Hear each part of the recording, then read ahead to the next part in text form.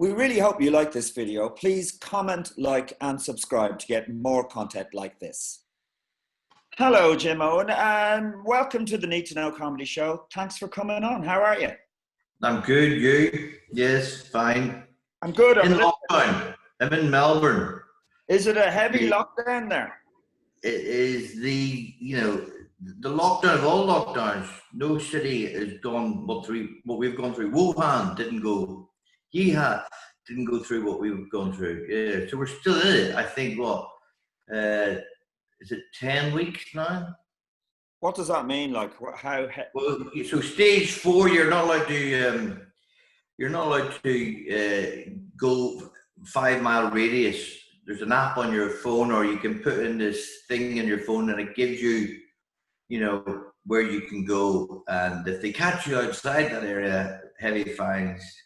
Wow. You can go for what originally was 1 hour exercise. They turned it into 2 hours, and curfew from 8 o'clock in the evening to 5 a.m. in the morning. I'm serious. But it wasn't as bad as as you're expecting. But people's mental health has been tested. I think that's the real big issue, and it hasn't been easy for. I got there's a phone. 2 seconds. Okay. Hello. Yeah. I'll call you back. I'll call you right back. Okay. But yes. Other than that, it's been fun. The masks. I've got this one. But that's quite cool. Is that? Actually, yeah. But I don't think they're not allowed. You're not allowed to use them anymore. I came up with tricks, like I put an elastic band, because it always falls down off your face. So I put an elastic band within it. I don't know if the cowboys back in the day. I was going to say they didn't have a rubber band, did they? They didn't have elastic back in cowboy. But that is total cowboy stuff. That's really cool, isn't it? Yeah. And I've got my own other one from when I was growing up in Ireland, of course. In Northern Ireland specifically. Although the bit of string is broken. So right. Oh, you're almost recognizable wearing that since it's amazing how sinister that little bit of string helps, doesn't it? That's pure paramilitary shit there. Yeah. That's just a fucking idiot, that is. Yeah. Or was it Shackleton or Scott of Antarctic? Yeah. I just watched a sketch that Reeves and Mortimer did about Scott of the Antarctic, and it's cold and everything, and then this Newcastle bloke going, aye, mate, and he's just wearing a Newcastle jersey, and he has a yeah, that sounds too real for Vic and Bob. You know the way their stuff is just kind of freaking left field. Yeah, it is actually. It's more, That sounds very plausible within any sketch show. Yeah, exactly. Yeah, probably is one of their maddest ones. I don't know. I think it might have been from Shooting Stars. So are you actually, what time is it now? 9 o'clock in Melbourne? Yeah, good question. What time is it? 9 o'clock in the evening. We just did the daylight saving, which I've never really quite got my head around. Yeah, 9:30. 9:30. Although I haven't reset the one in my car yet. Yeah. I don't reset the one on my car. I just spend 6 months of mild panic. That you're late. But yeah, no, I haven't fixed that one yet. But yeah, the clocks just went back, so we've got daylight saving. And are you? And I'm glad that we didn't go through this lockdown in summertime, because that would have been pretty horrendous. So the fact that we've broken the back of winter. Good year to go to prison, wouldn't it, this year? Yeah, it'd be. Or lose your license, lose your driving license. That would have been another good one.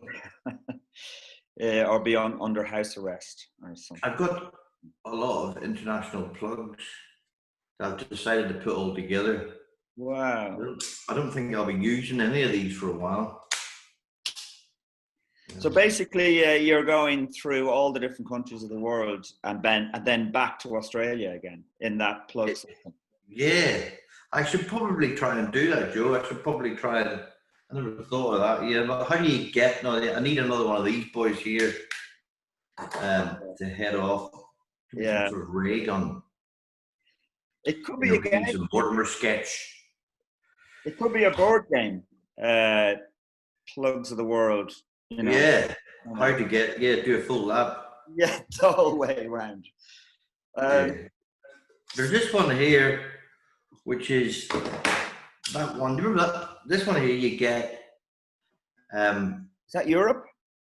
But I don't, but it does, when the shaver that used to be on the wall in the mirror. That's right. That would work for that. So sometimes you would get that one, and you'd be snookered. But if you went to the wall, you could put it into the mirror in the bathroom, and then connect. And then charge the phone or watch. Yeah. So there's this one here, which is, there's three of them. There's that one, and then this one in Australia. But there's also two options on that. No, that's not one. Where is it? There. See, there's that one, which is the 3. That's Australia, is it? That's Australia. And this is also Australia, but without the Earth. I don't know, was it the Earth? The Earth, right. Could you change a plug? Like, do you remember doing that? Oh, yeah, I could do that. That's not that hard. Yeah. You get it wrong once and you'll never get it wrong again. No, that's right.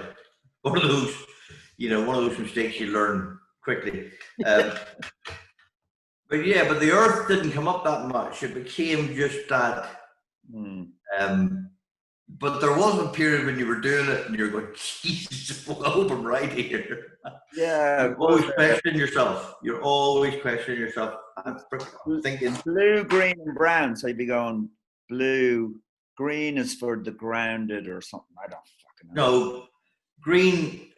It was blue and red. Was it? And brown on top. No, maybe that was red as well. Brown and red. Is that the middle one on the top was brown? I thought. Yeah, green and brown, Earth. Yeah. But then that stopped. That wasn't coming up anymore. That's why I think you get. All right. So this one here. So yeah. I wouldn't put money on it, but I'm pretty sure that was blue. Yeah, that was red. Yeah, maybe it was different in wherever you were. I didn't think there was a red. I thought it was green. Fuck it, it doesn't matter, Jimeoin. Who cares? Yeah. We don't change plugs anymore. We just throw it out. I'll put this back on just to cut the wire. Get the wire cutters out, and then. Yeah. You never did any comedy in Northern Ireland or in Ireland? Was it when you went to Australia you started getting into comedy, was it? Yeah. When I had been doing stand-up for quite some time before I actually ended up doing a gig at home.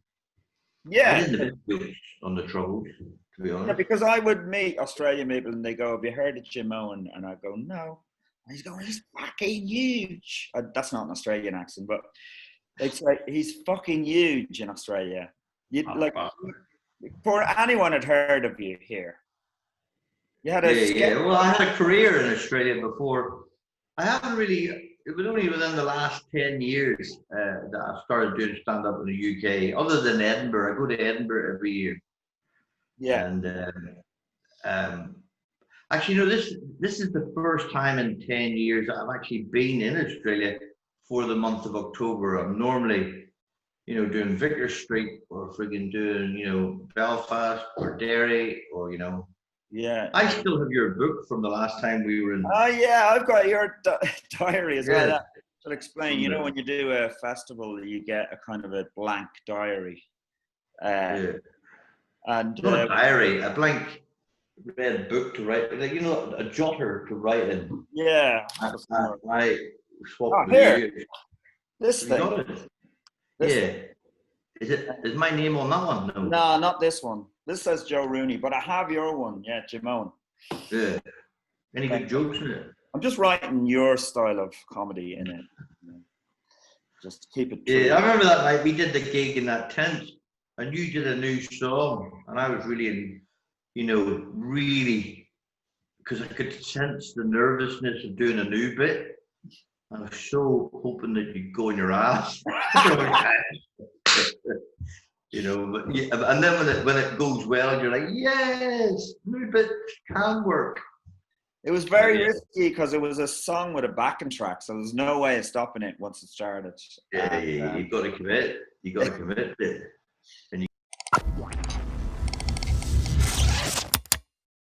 And that song, I did it during my Edinburgh run, but I never did it again in a show because it's pretty. Isn't that funny?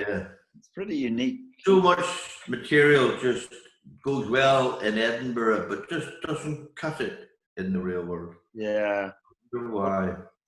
Did you have to start from scratch in the UK and Ireland after becoming big in Australia? Yeah, very much so. I did a tour.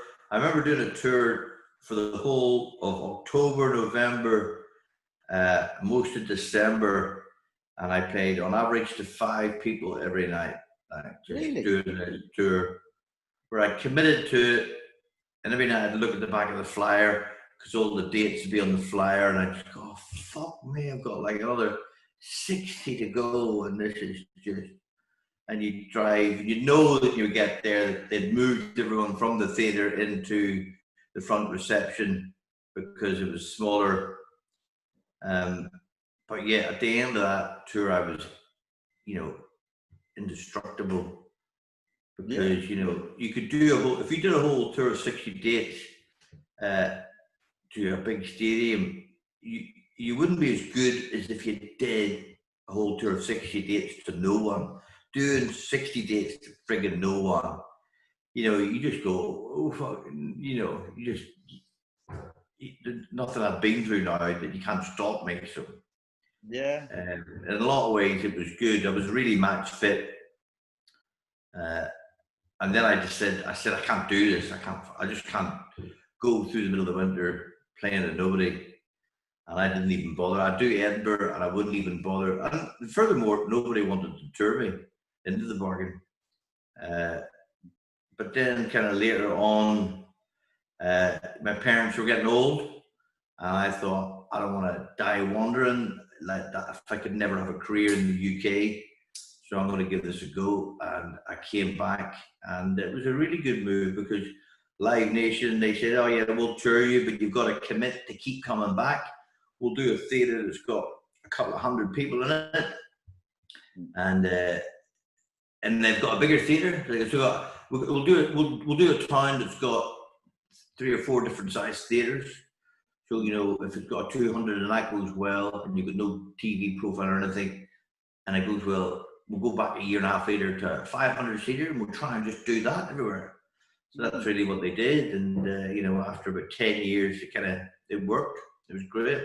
I mean, there were shows that were really helpful, and of course having that back catalogue of stuff that you could put on YouTube, then people could sort of connect to that, and then they're all little stepping stones in the right direction. And so then I eventually got. And also, what was really good, Joe, was my mum and dad came touring with me, and oh wow. So we go around. My sister lives in the UK. I don't think I'd done it without her being there. She lives in the middle, in a place called Leamington. And do you know what that is? It's kind of near Warwick. Yeah. There's a gig there. At the, anyway, that was kind of central to, you could tour and use it spider web kind of in and out from this place. I mean, mum and dad would come along and rock and roll, just go riding along. Do a gig, and they'd stay at a hotel and then come back, and it certainly wasn't the 5 people a night, nor was it massive, but it had that encouraging kind of, oh yes, this is it, and I got a real energy for doing stand-up again. Great. And was that word of mouth that got the crowds moving up, or were you doing TV? I tell you what was really good. Michael McIntyre's Roadshow was a good spot to do, and those things are good because they play them on loops, and then you're sort of introduced to a whole new. Like a guy said to me over here, he goes, every 5 years you're getting a brand new audience. Like there's people watching you that know you, but they have no idea what you did 5 years before that. So they're all, just coming to you from they think you're a new comic, a lot of them. You've just started, this is kind of, but yeah, so it's the last 5 years, the last 10 years, you've been inching it in the right direction. Right. Of course, it's all going fucking tits up, man. So how do you work on how do you work on your new show? So would you start it in Edinburgh and then tour it after that? Yeah. Most people go to Edinburgh with a new show. I leave with a new show. I sort of try and spend that month. Okay, I know a lot of people do the same. You go there with what you think are a whole bag full of jokes, and you realise there's not as many as I thought there was. But when you're there, you write a lot. Write it yourself. You've done it yourself millions of times. But sorry, does some of it come to you on stage, or are you writing? The best bits do. You write. I find that I can sit all day and write nothing, but do a gig and then kill them off and then go and then so I write. Your brain's up. It's like going. It's like doing exercise. And then your brain's active and you're sharp. Do you record sharp when you come off? Yeah. Like someone heckled you first thing in the morning, you'd be, huh? What? But if someone did, yeah, fucker, you'd be on them. Yeah, I'm sure Oscar Wilde had many a moment when somebody said something to him and he went, huh? What? Not so far now, Oscar, are you? Yeah, fuck off, you bother. And do you miss then family life if you're away for that long? You've got? Yeah, I didn't realise how much I did. I've been really enjoying being. It was the first long period of time I've been home for 30 years, probably. Yeah. So just I kind of was getting better at touring, Joe. I was doing that thing where my sister was living in Leamington, so if I had to go to Manchester or Leeds, that's a 2.5 hour drive afterwards. But I would more than happily do it because checking into a hotel, parking the car, checking in, and every time you turn up at the fucking reception, they're looking at you like, they don't know what you want. Because you're checking in. So just driving back to her place, having one central place, and then it stopped me drinking too. Like you're always getting fucking, drinking too much after a gig just to wind down. So just having that thing where you drive. I love listening to Radio 4 because the light's just dark and you can just listen to the radio until Brexit, and then it was just all Brexit, and then it became really boring. But there was a time when Radio 4 was fantastic. I love listening to music coming at home after. Yeah. Radio 1, 2 would be good at that time of night because it would just be, there would be an intensity in the way, because you're not seeing daylight is getting to a gig. You're always getting to a gig in bad daylight. You're always kind of going, and the motorway, out of summer is very grey, brown grass, and you can see all the rubbish in the bottom of the grass. But at night time, and you have the whole motorway to yourself. Yeah. So you can kind of zone out. It's like a meditation. Yeah. So I did February in the UK, and it's great. It's amazing. So different from touring in Australia, where you just get in, hey gallon, fill the car up with petrol, hey gallon, and then talk to people in petrol stations, hey gallon, and then you get into UK, fill the car with petrol, and then get out, fill the car with petrol. Totally different accent. In one tank of petrol, it's totally changed the accent, and you go, fuck, Oh yeah, throughout the UK, yeah. Same in Ireland as well, In Ireland, she's freaking half a tank of petrol, nothing across the road. And you've done like real obscure places in Australia, have you? Small towns right out in the middle of nowhere.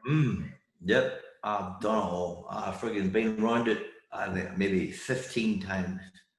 And I think you told me one time you Big literally had to be. Was it you that somebody really wanted to kill you after a gig or during? You had to hide backstage. Is that true? I don't know. You need to narrow it down a wee bit there, Joe. What's that again? You'd need to narrow it down a wee bit there. I was how. No, you're right. In a place called Esperance, we got onto a fight before I even went on stage with the support act, and came banging, kicking through the back door with this guy. You know, police were called. It was horrific. You know, me and the support act trying to drag this guy off stage, out the back of the room. He'd hit the support act, got him in the neck. Hit the support act. Yeah, big fella too. Got him by the throat up against the wall, and it was on. I didn't go back there for a long time. Esperance, and then I went back I think maybe 20 years later, and everyone still knew the story. And it was a great night. But I came off stage, and that big metal pole was behind the curtain. Fucking clicked my head right in the metal pole coming around. I thought, Jesus, I can't get away from this town. But yeah, we had a police escort. They took us home. They gave us a lift home. And we were staying in a motel, and we put all the furniture up against the door. Because we thought they were going to come through the door. Holy shit. Yeah. What the fuck? What was he saying? What? The sport act just said something that this guy found offensive. Oh, the guy was hammered sideways. Couldn't, he came up on stage and grabbed the mic off the other guy, but there was no security. It was a theater. There was a guy who was 70 with a wig on, asking us for the money for the rider. You owe me $12.50 for the 2 beers that you had. I'm like, will you ever fuck off? Like, for God's sake. The police are here, and he's talking to me about $12.50. Holy shit, man. That's wild. And so you like Australia now, and like that's your home. Yeah, I mean, Australia, when I literally toured Australia, there was no stand-up comedy really. There was no circuit. There was no one doing it. You were going to these places that were performing arts centres that would have musicals on, or mining towns. And because I had a TV show and I was, had a profile, you were getting a crowd, but there was no sense of an audience understanding what stand-up was. So yeah, it was bizarre, and but it was great. It was great fun. It was really good. Like. And then, I'd be into going fishing or seeing the country, like going to weird places. And yeah, it was very exciting. And you're like, I was only 20, so it was great crack, Yeah, it sounds amazing. I like what you're doing now on Instagram, doing the gags. You do these like pub jokes, basically. Yeah. Well, that's how I got into stand-up. The first night I went to see it, a girl put my name down because she knew I knew jokes. I have a catalogue of jokes that I could. So you were like a guy who just likes telling jokes. I do. I love, if you were to analyze it, you could freaking go, oh, I made the first film that I made. I went to Cannes, and everyone was trying to pitch their idea with, and then I was really getting it. So like, if they were annoying me, I was a black comedy or something, I go, what's the film about? And they go, it's about this, and this, and the complexities. And I go, right, I'll tell you a joke, and it'll be more complicated than that, and it'll be, a lot more twisted than that, and it'll be freaking less than a minute long. So I just love these little jokes that would just take you to this place where you go, oh yeah, that's great. And some people don't like them. Some people just, but I'd always someone tell you a joke, I have it in my head where I go, right, this is a sort of a parallel world where, strange shit happens and it catches you off guard. And yeah, so I have a good catalogue, back catalogue of jokes, and then I just ended up going through them. I got to about 80 for the first lockdown we were doing. And then you start moving into jokes that are funny, but, you know, people's noses get out of joint, and I couldn't be bothered. You know, I didn't really think, I could tell that. You know, there's jokes you can tell one-on-one, or maybe to a couple of people, but if you told them on a platform collectively, Oh, you know, they would say they're offensive or something. Yeah, and they probably are, but I thought I got to a good number of jokes I thought were daft enough, and within the. Well, it's hilarious. Like, I think the skill in telling those kind of jokes is that you feel like the teller believes, like, this really happened, kind of thing. Yeah. I used to do a bit of that. My mum would never know if you told her a joke. She thought you were telling her a story. She'd be start again. Now, when was this? And were you there? What were you doing there? But yeah, you have to sort of. Oh yeah, all right. We're in this world. I did this tour with Phil Kay and of Glasgow, Edinburgh. There might have been 2 other cities, Aberdeen, somewhere else. Aberdeen, and in Inverness. But we never fucking paid, bastards. But John Cooper Clarke was the other kid. John Cooper Clarke, and you know, he was this mystical figure back in, you know, from the 70s, and you know, I didn't really know what to say to him. I remember the back of the car, and I told him a joke, and he went, "Fuck you!" and then from there on in, we just told jokes the entire time to each other. Here's one for you. And the way he laughed was that, you know, that. Fuck you. He loved it, you know. So yeah, if you find and as well as that, he had all these jokes I had never heard, and I was like, "Oh, that's great, that's gold." That's amazing. What a nice tour, you, Phil Kay. Yeah, apart from the no money part of it, but yeah, it was really interesting.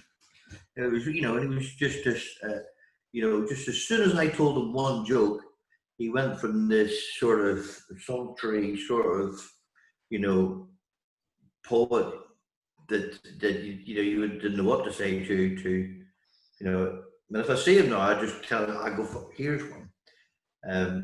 But yeah, it's amazing how he has survived. Like, stories of him sharing a house with Nico from Velvet Underground and the heroin and everything. You know. Yeah, he told me, like, yeah, he had a real interesting tale. I heard him recently on Desert Discs, and he has had this real revival in his career. Well, one part of it would be the Sopranos. His Chicken Town was played on Sopranos. That's right. Yeah. Chicken Town. Yeah. And then I was listening to him the other day on Plan B on that rap artist.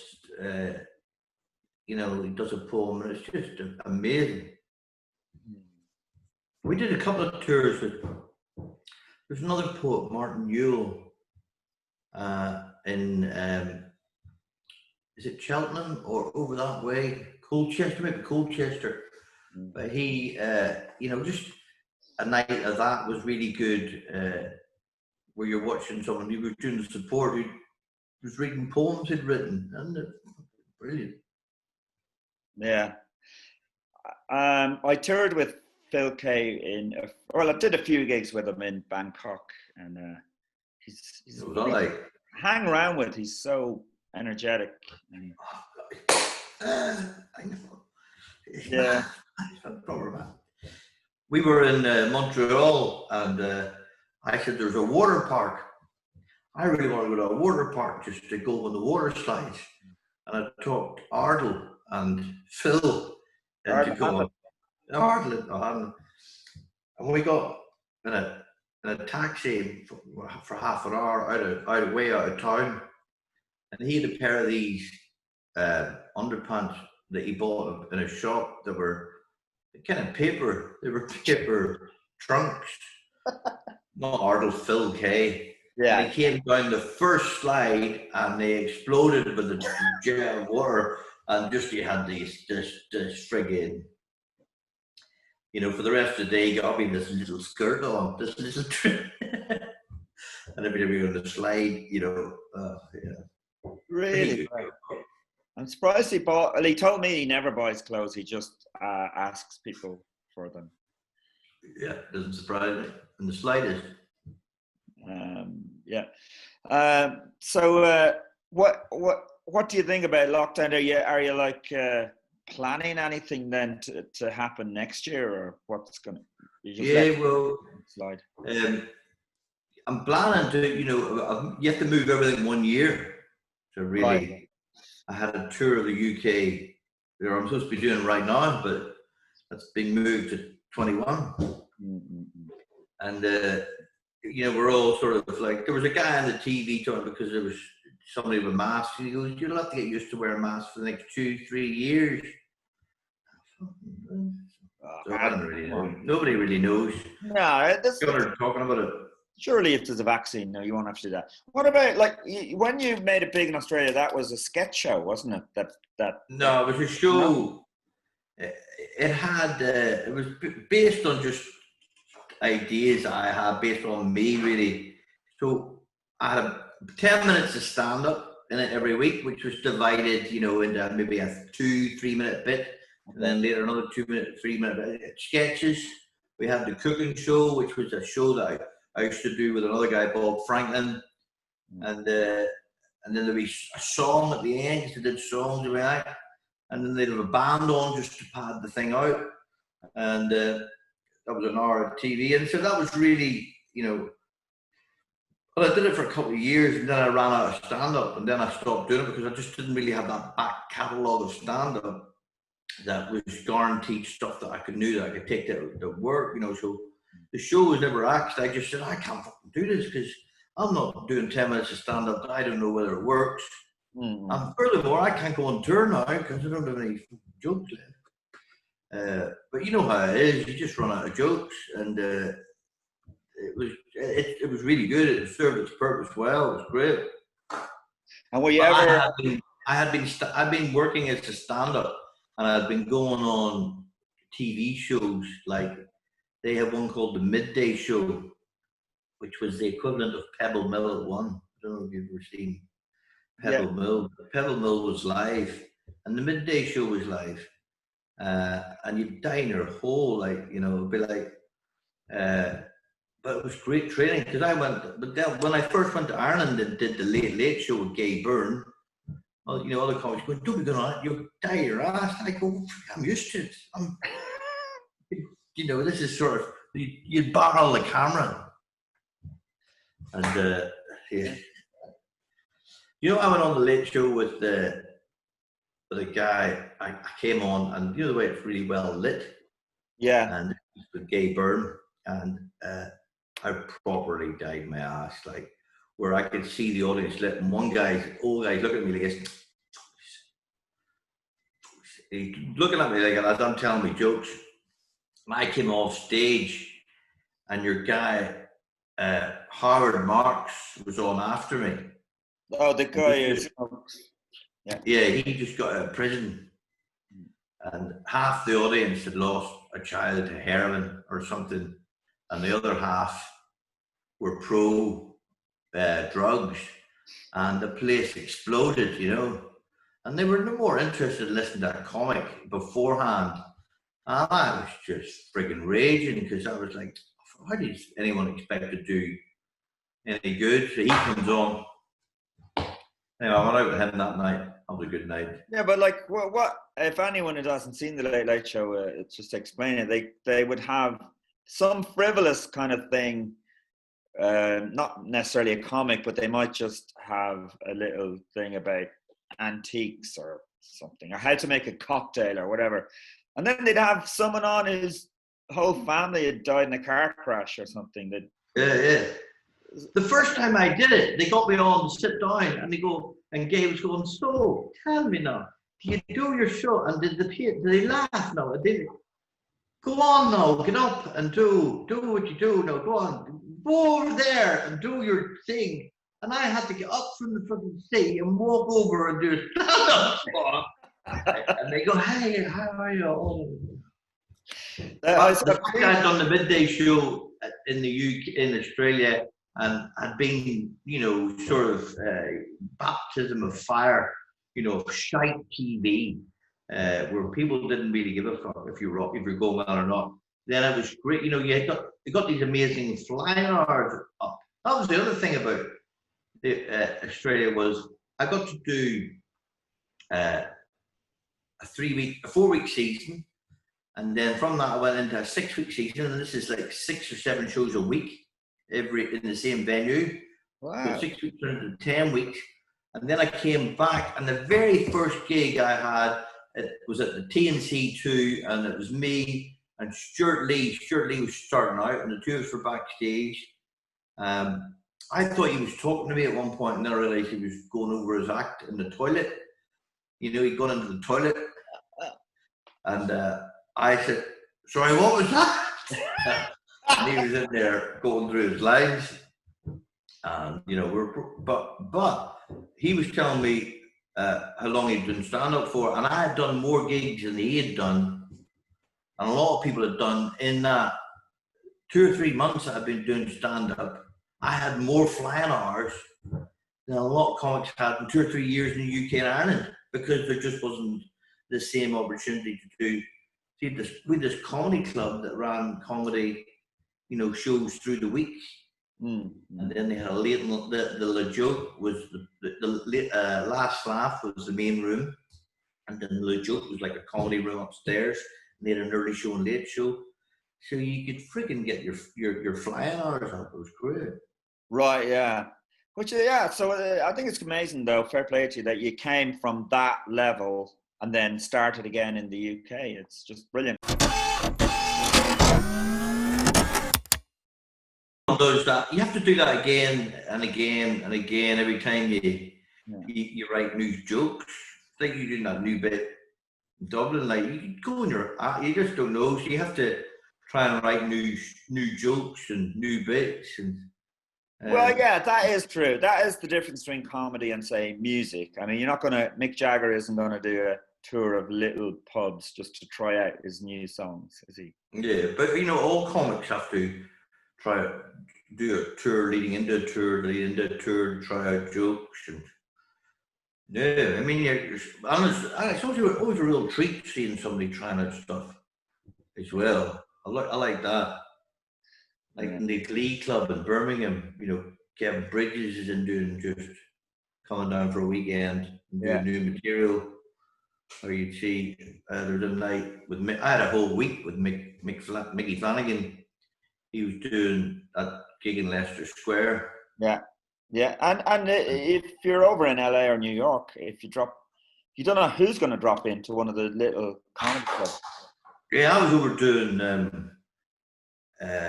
Conan O'Brien, and I got the first club, and I did my spot. No one there, and I didn't really go well. And the girl was really questioning the material.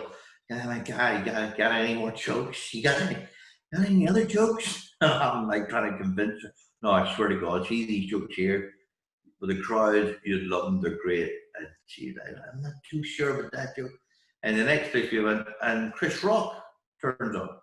Wow. And Jeff Stilson was one of his writers. He was doing the MTV Awards, and he knew me from Australia. I'd supported him in Australia, and he goes, get him on, and you do 15 minutes. I was only supposed to be doing 4 minutes.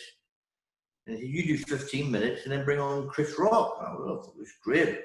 So I did that, and then it went well. And they go, come with us to the next place, and then the next place, and then come tomorrow night, we'll do the same thing again. So we were practicing. I was practicing for Conan, and he was working up this material for the MTV show, which was really freaking interesting because he did these jokes, and he did them half-heartedly, and then any other jokes, and the writer, he had these writers here, and And he'd go, do that one about this. Oh yeah, and then he'd do that, and it never really worked.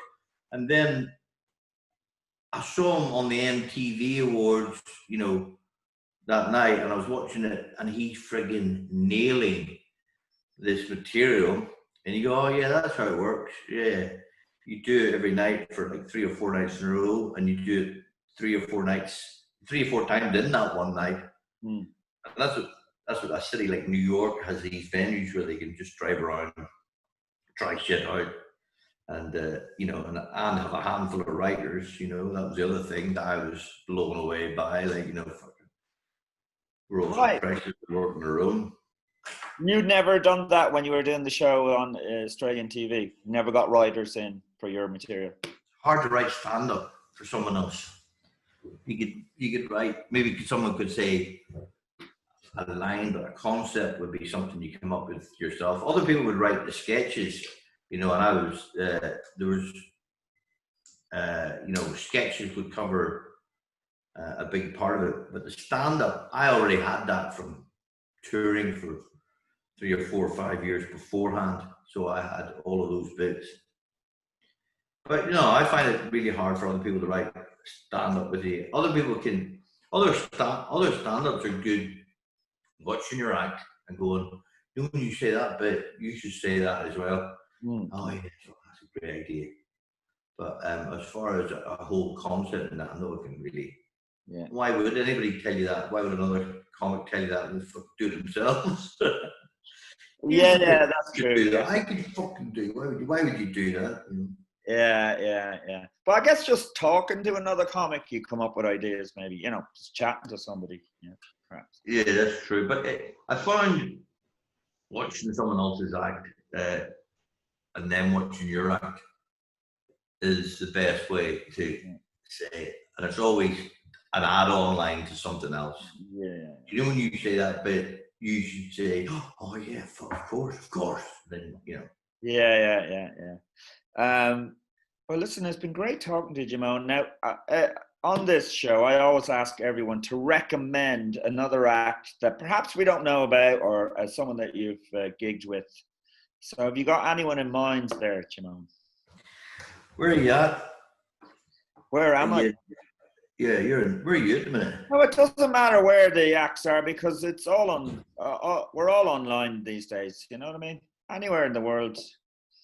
Okay. So. That's put me on the spot. Where the fuck have you seen Mickey? Is he good? Is he good? Yeah. I tell you what, keep your eye out for him. Keep your eye out for him. Kevin Bridges. Have you ever seen him? He's fucking great. He's great. I did a gig in where were we? Kilkenny. I was going to go on. My wife goes, "We come and see this guy." And it was Mitch Hedberg. Wow! Yeah. And he was fucking mighty. Who's that guy from Cork that was there in Dublin with us? I had never seen him before. He's got a really strong Cork accent. Yeah. What's his name? Was he on that bill? Yeah. He wasn't on the bill with us, but I would have crossed that other tent. And he's got black hair. Yeah. I blanked on his name. I know him. He was 10. He was doing Vicar Street, so he's obviously. Yeah, Chris Kent. Chris Kent. Right. So you're recommending Chris Kent. I'm recommending Chris Kent. I won't tell him that you forgot his name and that I forgot his name. So. Yeah, well, you were with that. Yeah. Well, we won't forget it now. No. Superman. Yeah. Superman's brother. But anyway, I don't want to keep you up. Are you really? You said earlier that you're going to bed at 8:00. Or were you messing? Well, I don't know. We have been going to bed a wee bit earlier than normal, to be honest. It's 10:16 at the minute. You know, I'll go to bed. You know, when you're on tour, you're awake for all hours.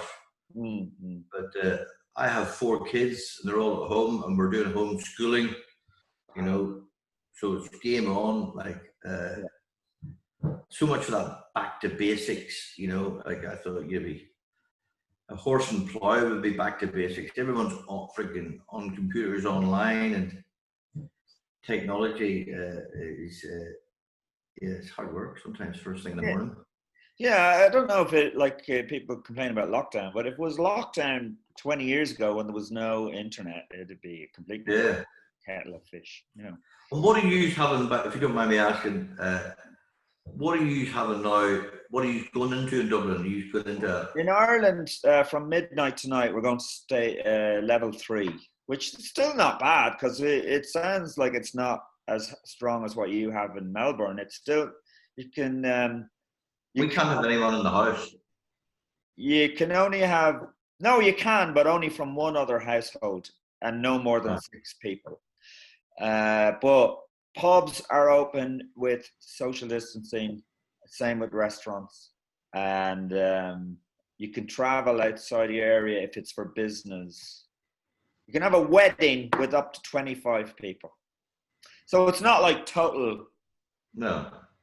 If you wanted to have a wedding on the cheap, it would be perfect, really. Perfect time to have a wedding. If I was getting married, I'd definitely do it now. Save a lot of money. And you have you're not really offending people. You're going, I can't invite you. I'm sorry. Yeah. Just not allowed. So going to prison, having a wedding. Losing your license. And losing your car license. Great time for that. And on that bombshell. Yeah. Those 3 things behind you in the wall. A shell. Donuts. They're paintings of donuts. Right. I got off a girl. There's a couple that I stay with in the Bronx in New York. They give me a room to stay in, and the wife paints.